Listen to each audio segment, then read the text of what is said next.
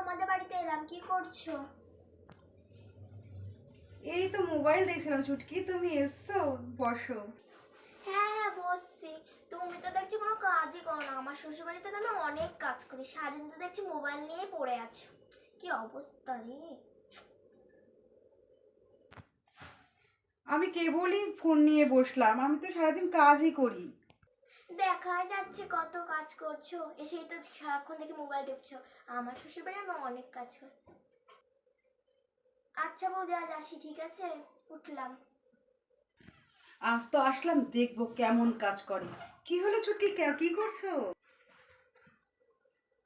হুম। ও বৌদি, তুমি এসছো, বসো। আমি কি বলি, বসো। তুমি তো সেদিন কাজ নিয়ে খুব খোঁটা দিয়েছিলে, আজকে তো দেখছি তুমিও মোবাইল ঘাঁটছো। তুমিও তো আমার মতনই। এই রে, আমিও তো কেবলই মোবাইল নিয়ে বসতাম। আমার সারাদিন মোবাইল নিয়ে বসে জানলেই তো সব ইয়ে হয়ে গেল। আর সেদিনকে যে কী করতে বলেছিলাম, আজকে নিজেই ফেঁসে গেলাম।